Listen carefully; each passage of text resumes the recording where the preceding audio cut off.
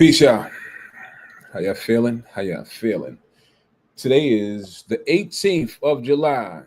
Time is flying. The month is headed towards an end, and here we are. It's been a very productive month for us on our side. On the Acre Boy side, a lot of things have transpired over the last couple of weeks since the last time that we went live. We want to bring you up to speed with some of those things that have went on. So I hope you had a very productive week this week. Hope you had a prosperous week this week and you moved the needle, because that's what it's all about. I was just having a conversation about that. Small things lead to big things, right? We should always have a list, and right by me I have a list that we always checking off, and I like to show these things because instead of talking about it, that's my list for today. So you should always have a list and be checking things off that list. That way it ensures that you are getting something done. And when I take a look at that list, and even when I don't feel like it something kicks in and say, no, you have to remember to check these things off the list, because we'll find ourselves procrastinating. That's what usually happens. I mean, especially in these days with social media, the phone is always next to you or in your hand. You'll start scrolling, and one scroll leads to 30 scrolls, and you only intended on being on the phone for 2 minutes. Now you're on the phone for 28 minutes. Those 28 minutes, you could have got two tasks done or one valuable task done. So this list is definitely helpful. It keeps the day moving, and it gives daily tasks to complete. If you have 3 to 5 things on your list on a daily basis, at the end of a week, you've completed 15 to 22 things. That's a lot of tasks to complete in 1 week. That's the importance of the list. So let's start here. Over the last week or so, 2 weeks or so, we had our in person event, our Land and Farm live in-person event, and I'm happy to say that it went well. It went extremely well. So I'll tell you the story behind that. So we were positioning ourselves. We go back and forth to Atlanta quite often. So we were going back to Atlanta. We knew where we were going. We knew we were going. It was already planned. So we said, while we're there, Acre Boys Farming has just launched maybe a month ago. And we said, while we're there, why don't we have a Land and Farm live event, right? So we threw something together. We didn't give ourselves a lot of time to promote it. We didn't want it to be this blown over, saturated, or a lot of people, 200, 300, 400 people. We knew it would be a small crowd and an intimate crowd, and that's what we were looking for, hence the short notice. However, it went extremely well. We had about 35 to 40 people show up to the in-person event. And now let me tell you this, like, sometimes you don't recognize what impact you may be having by just doing what you do on a daily basis. That's why anytime that we come on here, we want to say something that's helpful. We want to say something that's inspiring. We want to say something that's informative. It's like when you have a mic, say something. Social media is our mic. So say something that can help somebody. And we never know who's on the other line of listening. So when we had this in-person event, I'm just thinking in the back of my head, sure, we'll get the people in that area, in that surrounding area. But we did get those people, but we also had people that flew in from other places. We had somebody fly in from California. We had somebody drive in from Tennessee. We had other people that drove up from Alabama. And that was thrilling to see, because that says to us that somebody's hearing the message, somebody's resonating with the message. And it was a real good room to be in. Sometimes intimate settings are really good rooms to be in. And the reason that I say that is because a lot of people ask us, first and foremost, how do I go about buying land? How do I go about finding land to buy? All right. Then they ask, if they already have land, what can I do with that land? So inside of that room, out of that 35 or 40 people that was in attendance, we scoured the room before we start. We gave a mic to everybody and let them introduce themselves and say, what's your name, where you're from, what are you looking to get out of this experience? And unbeknownst to me, at least 4 to 5 people of that audience all were in ownership of large acreage. It was one lady, she's doing farming. She was farming on 100 acres, farming cattle and farming sheep. She was in the building. She's been doing it for a lot of years, so she has a ton of experience. We had another farmer who's farming on 500 acres who was in attendance. We had another landowner who was the owner of 48 acres and didn't know what to do with it. We had another younger guy that's sitting on 73 acres, and so on and so forth. These were the kind of people that were in the room. So I say that to say you have to get in these rooms, then you can pick these people brain. Like when we broke for intermission, you can go and pick these people brain. Hey, brother, hey, sister, how did you come across getting your 73 acres? How did you come across getting your 100 acres? What has been in your experience with farming over the last 10 years on 100 acres? Is farming sheep or farming cattle, is that profitable? But you won't get those intimate conversations and get to hear it from people that has lived it if you're not in the room. So the importance of being in the room and going to these places and coming to these events and showing up is very important, because you just never know who's going to be there. Like, we can give all the information out, but it's nothing like hearing it from the horse's mouth, from people that has lived it. All right. So get yourself in the room. What else happened at the land and farm? I was taken back, me myself personally. It was a really, really good event. And we were the highlight. It was an Acre Boy event, so people came to see the Acre Boys. But the Acre Boys themselves, we were taken back because we had some guest speakers. Everybody spoke really well. It just was like Black excellence on display. That's all I can really say. It was really, really good. The speakers was really good. We gave our presentation. Our principal farmer gave his presentation. We actually signed people up on the spot, and that says a lot. Because you couldn't have told me coming into this space that when we started doing these things, first and foremost, we'll be going around the country speaking about land ownership, how you can get involved and how profitable it is and the importance of it. But here we are, right? So to have people go in their wallets, pull out their credit cards, entrust in you, sign up to your company on the spot, that's something that I didn't see 2 years ago that will be in that space. So it says a lot to the kind of work that we have put in. It says a lot to who we are as far as our character, because it's not easy to get people to spend that kind of money on the spot after hearing your presentation. And it does say that these people, the message is being well received. And I couldn't be more happy about that. I put a post up today on Instagram from a younger lady who's a rapper and a ball player. She's on the women's Olympic team. I forgot her name. I'll tell you this young lady's name. 1 second. Her name is, what is your name, young lady? And I saw this on Club Shay Shay. Her name is, I don't even want to pronounce it, Florget or something like that. But she was on Club Shay Shay, and she was saying how younger people, especially that's getting the NIL money, that they should take their money, don't floss with it. She said, I bought 20 acres of land with my money, and I'm building subdivision, and she's got another project in Atlanta that she's working on. So very smart young lady. She gets it. She sees the vision right there, because that 20 acres of land that she'll be sitting on, depending on what part, I don't care what part, it will appreciate. And it'll appreciate faster depending on what area that she's sitting in. So she was smart enough to do that, as opposed to go out and take that same money and buy a car. And the minute that you drive off the lot, it depreciates. So I don't know where she got the teaching from, but kudos to her.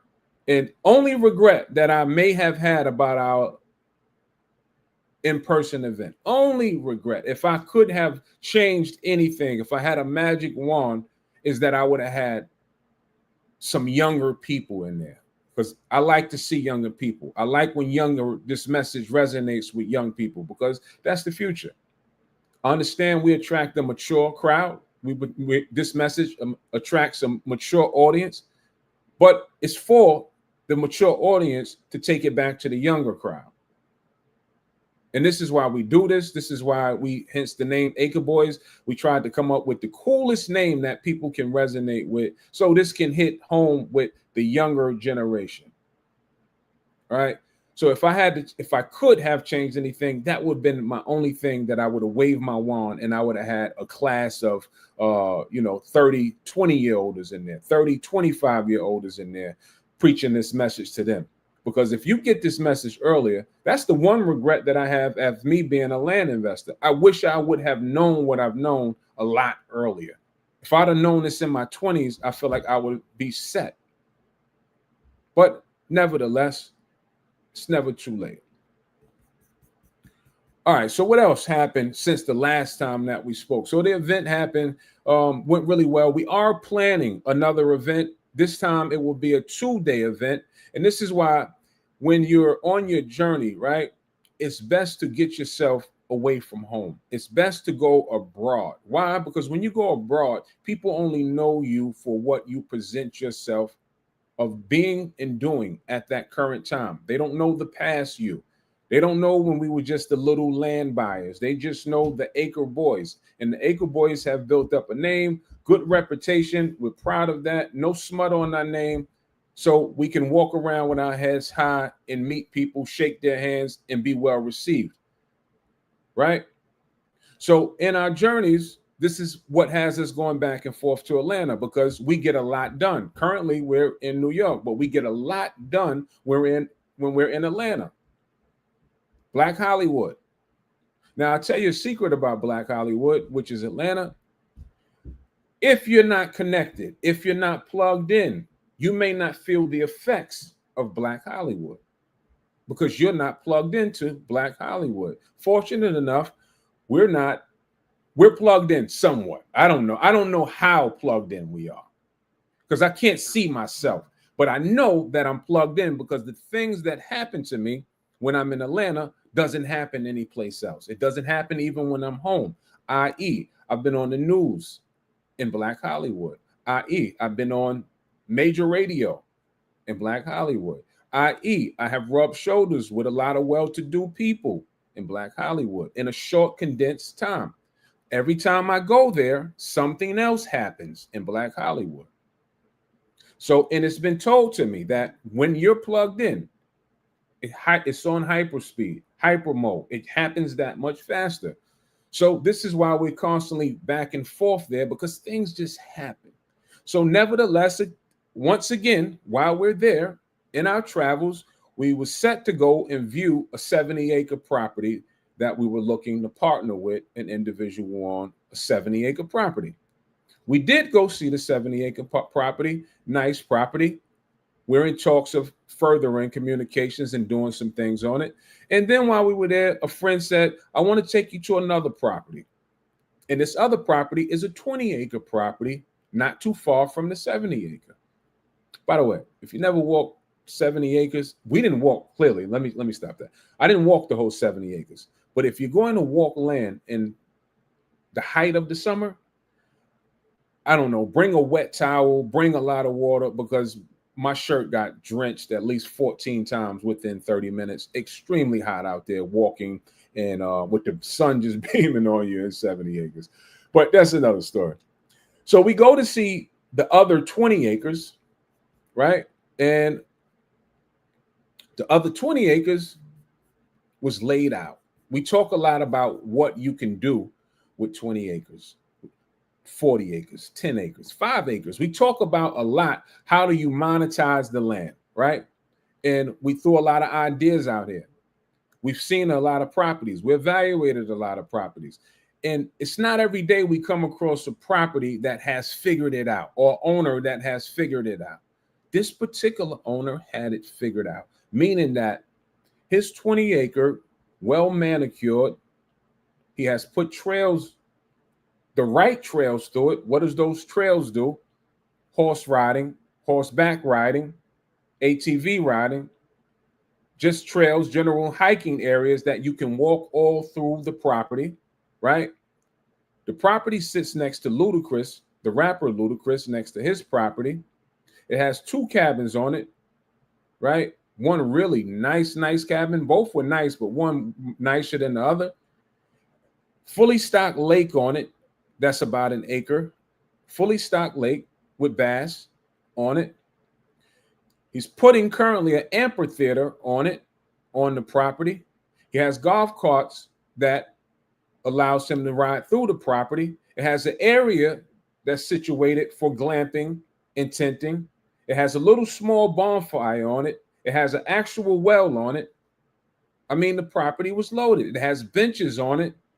It has geese on it. The property was loaded in nice. And it's rare that we visit these properties to where they've figured it out. This is what you do with recreational property. So he's currently renting the property out for overnight stays. He's renting it out as a parking lot in the front. He's renting it out for people to have retreats, all kind of things like that. You can rent it for the day. You can rent it for the week. It's a turnkey. It's making money. All right. So we came to him and we said, I salute you, what you've done with your property. This is really nice. And once again, when you're doing right, you never know who's watching. You never know who's seeing. You never know who's resonating with you. Unbeknownst to us, he said to me, man, I really love what y'all doing. I would love to partner with y'all on the 20 acre, on this property right here. Y'all are who I've been looking for. Y'all are who I've been waiting for. I want to partner with you. I was taken back. Clearly, I would love to partner with a situation where you're just coming in. It's already built. Clearly, we can add on to it. We can pour some steam. We can get the word out there, right? And do things together, which we are. So we partnered within 4 days. When I say partner, I mean paperwork, everything. We went into a partnership, a 50-50 partnership within 4 days. And these are the kind of things that happens when we're in Black Hollywood. I've been living here all my life, and nobody has offered me a 50-50 split of something they already built. It just hasn't happened. So you have to go out of your comfort zone where people will respect your hustle a little more and see you for what you're doing. Because home, they might know you for what you have done and might not want to put that same type of respect on where you're at these days. So I couldn't be more thrilled. You'll hear us.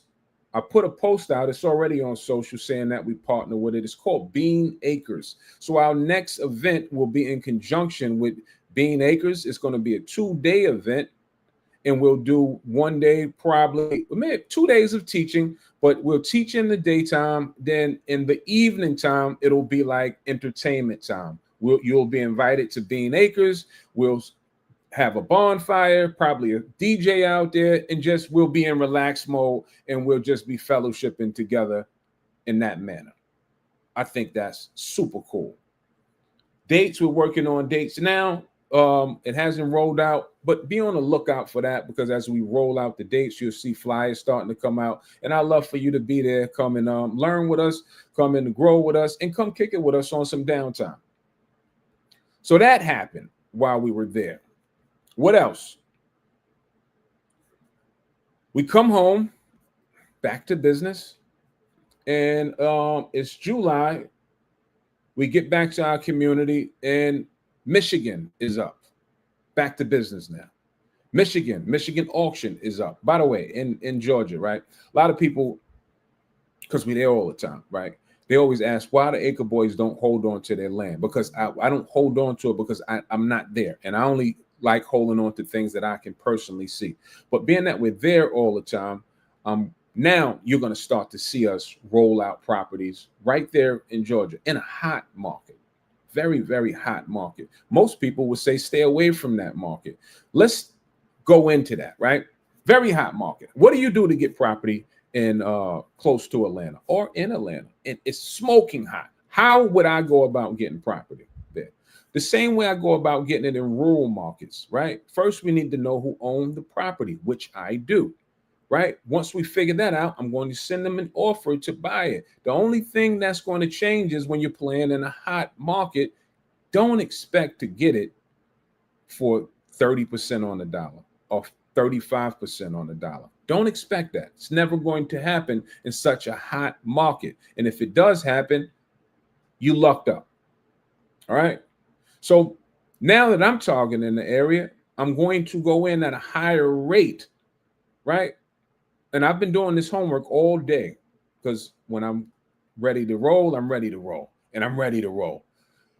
So let's look at some examples. So hot market, I know that in that area, a 1 acre, that's just an example, but this is a true example. In certain areas, 1 acres are going for 700,000, 700 grand. You may be saying, wow, Ray, that's a lot. 700 grand. Okay. Now, from a land flipper's perspective, and I'm not just necessarily looking to flip land in that area, I'm looking to hold on it. That's why I just say our techniques and our strategies is just not for flipping land, it's to get land at a discounted prices. And now what you decide to do with that property, totally up to you. If you want to flip it, flip it. You want to hold on to it, hold on to it. In this case, I want to hold on to it. I don't want to pay retail price. I don't like retail prices. I always want a deal. So what am I going to do this time? Properties 1 acres are going for 700,000. I need a discount, or I can go on the retail market and pay the 700,000. I'm not into that. I'm not into retail markets. I don't want to go to Zillow. I don't want to go to Land and Farms. I don't want to go to Land Watch. I don't want to go to all these places that people think they know about land. They tell us, hey, I know where you get listings from. That's not where we go shopping at. I like off-market deals. I like a deal. So I'm conjuring up a deal. So once again, 1 acre is 700,000. I'm going to send out my offer anywhere between 60 and 70%. Now, let me show you why this makes sense, even from a land flipping perspective. Even if I decide to flip the land, 700,000 times 60%, meaning that my offer would be 420,000. Property's worth 700,000. I'm going to offer 420, 450, 450,000. Now drop it in the chat.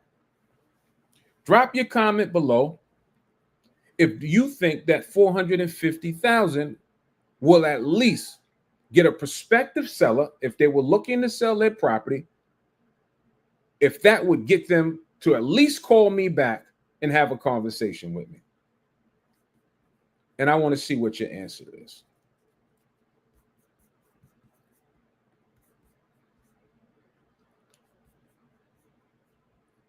Drop it below.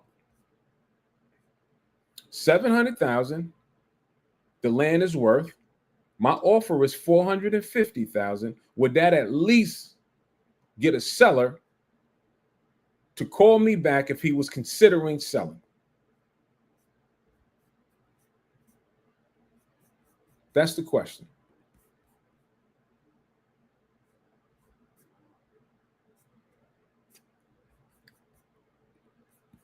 So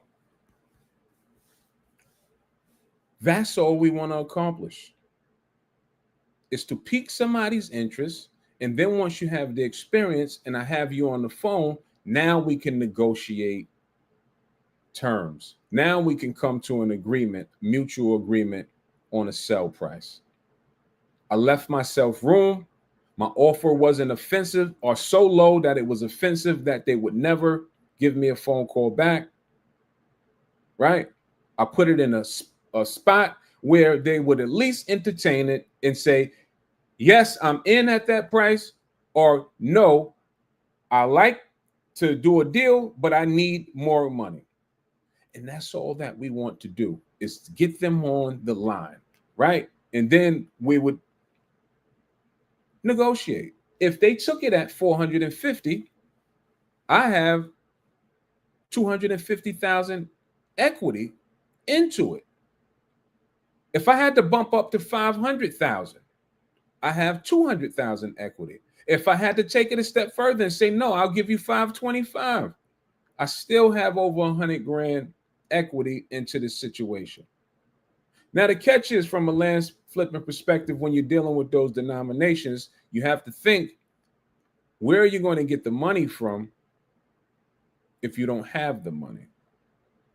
So when we're flipping land, we have to see it all the way through. Where would you get $700,000 from to make $200,000? Do you have investors? Do you have the money? So as new people, that's why we tell them don't play in hot markets where the prices jump that high unless you have it figured out. If you have investors waiting to give you the money, or if you have the money, then you can go up to those denominations. But when we're in these rural markets, right, it's easier to say, I'll go after properties that's worth 150,000 and offer them 45,000. It's still 100,000 on the table. It's easier to find 150,000 than it is to find 700,000. That makes sense? But in this case, I'm specifically looking for things. I know in this area at any denomination that these properties are hot. If I get it for $100,000 discount, if I get it for $75,000 discount, the area is so hot that they'll still pay me. They'll fight me for the deal. Would you agree? They'll fight me for $75,000 discount. And I'm comfortable with saying, hey, I'll make 75 on a deal if I wanted to flip it. In this case, I'm looking for both. I'm looking to flip and hold. I'm going to hold one or two pieces. Then I'm going to flip whatever else comes along. Then I'm going to take the profits from the flips. Then I'm going to cultivate the one or two pieces that way. That's my strategy. Oh, I forgot to tell you when I was in Black Hollywood. Some more things that happen in Black Hollywood. It only happens in Black Hollywood for me, which is AKA Atlanta. So we're in Atlanta, and I'm with my sister's husband, my brother-in-law, and I say to him, I say, bro, I need someone that can clear land for me. I need somebody that's into excavation. Why do I want that? I just told you why, because I'm looking to hold on to properties. I'm looking to do recreational uses. The one thing that's not highlighted in our culture, we have no clue of what. If you know, you know. Most of us don't know. Most of us just say stuff like, I want a family compound. Most of us just say stuff like, oh, I want a RV park. Well, before any of those things, you have to clear the land. Who's responsible for clearing the land? Excavators. So I'm aligning myself with excavators already. So I say, bro, I need somebody that is a vital part of what I'm trying to do. You can have all the ideas in the world. You have to know about how to bring those ideas to life. So my bro says, I got a guy, my homeboy. He do this right here. He shows me his Instagram page, and voila, the guy, black guy, he's doing everything that I'm looking to be done. He's clearing land. He's providing dirt. He's grading dirt. He knows all the lingo. He's in the game. He knows how to build. I said, call him. Now, this is at nighttime. This is like 8 at night, 8:30 at night. I said, call him. He said, I'll do you one better. I'm going to text him and tell him to pull up. He pulls up in 15 minutes. Hey, good boys, I know who you are. I said, you who I've been looking for. He said, man, we do all of that. We clear land. We do everything. So what's my spill? I'm not looking to hire you because I'm not. I'm looking to partner with you. So now when I find the land, I can go to my partners that do the work. See, it's better off to own some than all, because then you can leverage. It's better off to own some than all because you can leverage. And that's what I prefer to do. I can hire you at a price, but if you know anything about clearing dirt and moving dirt, bringing in dirt and grading, moving trees and all of these things, sometimes things come up that I promise you that you wouldn't foresee. But if I have the excavator on my team and we're partners, it's a match made for what I'm looking to do. Keep in mind, I'm only looking to use my properties for recreational uses. I'm not coming in trying to build a home, trying to build a mansion. No, I just want recreational uses. Clear me out a nice area where we can put out glamp sites. Y'all know how much glamp sites rent for? I just want to clear it out. Give me some trails that people can go walking through, that people can ride their ATVs through. I'm partners with a farmer. Now you see that you see one common word. I'm partners. I'm smart enough to go and find the right pieces and partner with them. I'm partners with a farmer who would provide horses. Do you know how much horse rides go for? Do you know how much if you want to get trained on how to ride a horse? Do you know how much that go for? I do. Because my partner's currently doing it. It's like $200 an hour, $250 an hour. Do you know when they go out on their training sessions, there's always at least 4 to 6 people, sometimes 6 to 8 people. Do the math. 6 times 200, that's $1,200 every time he takes a group out. And he's out there 7 days a week. So this is why recreational uses, for me, nothing wrong with homes, nothing wrong with houses. We all know that. We call the houses the shiny. I like the shiny. I like the houses too. But there are other alternatives, is all I'm saying. And I want to provide you with all. You want to build your home, build a home. But we think sometimes that that's all we can do is just put a house on land. And that's not true. So that happened. I partnered with someone that has a 20-acre that's already finished. And I partnered with an excavator, all in 4 days. This is why you have to get from where you're from. I'm just telling you. Back to this, and I'm going to wrap this up. Back to business. What's going on directly now inside of the land space? Auctions, tax sale auctions are going on. My team is gearing up for the Michigan auction. Michigan auction starts in August. If you're on the inside with us, you would have seen that we started rolling out how to participate in that Michigan auction. It is one of the best auctions that happened for us, in my opinion. It's the best auction of anyone that we attended.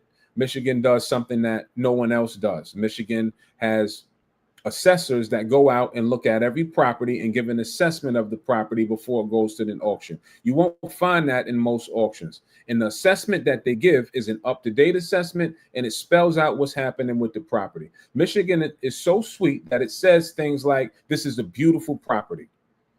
They're so good in their assessments. They say things like, this property is landlocked, or this property has wetlands. They're telling you. You don't even have to be an experienced investor, because they're telling you what's good with the properties. All you have to do is be able to have the money and participate in the auction. That's it. That's Michigan. That's one of the best auctions we have ran across. It starts in August. It lasts for about 3 months. If you're not involved, I don't know what to say. We've only been on here every day, 365 days, screaming that entry-level investments start with tax sales. Get involved. If it makes no sense to you, don't get involved. But I promise you that come August, whatever that date is, Michigan will move forward. That's a promise. So I'm just letting you know what I know about the auction. It will happen. Same way it happened last year, same way it happened the year before. It will happen. So that's going on. I'd love to have you be a participant in it.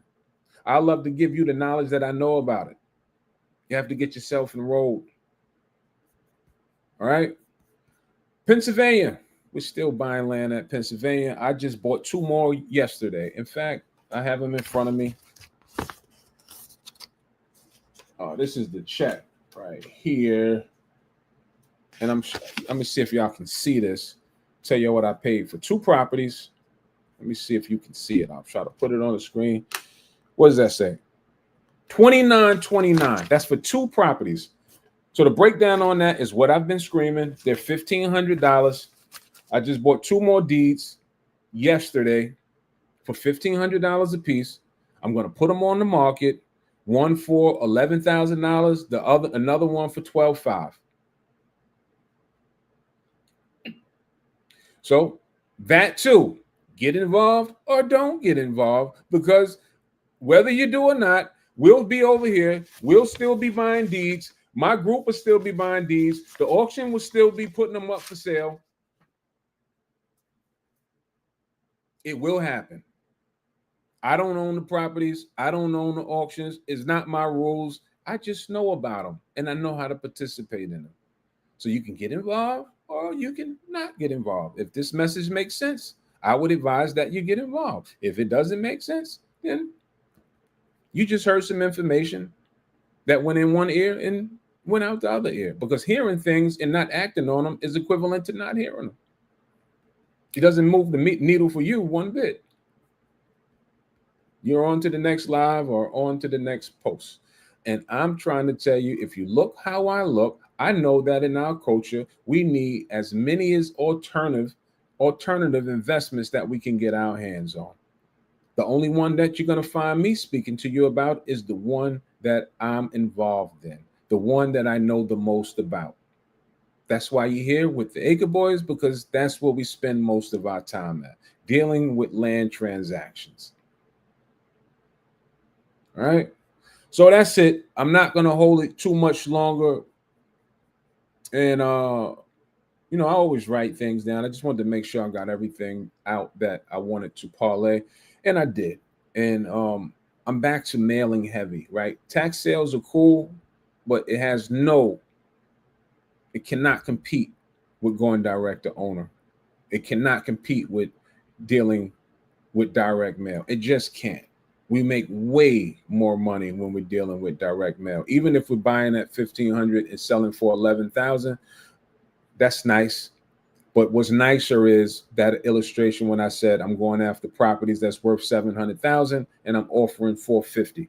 Because once I catch a snag on one of those, I'm looking upwards of making $150, $200,000 on those deals. Now you see why the power is in going direct to owner.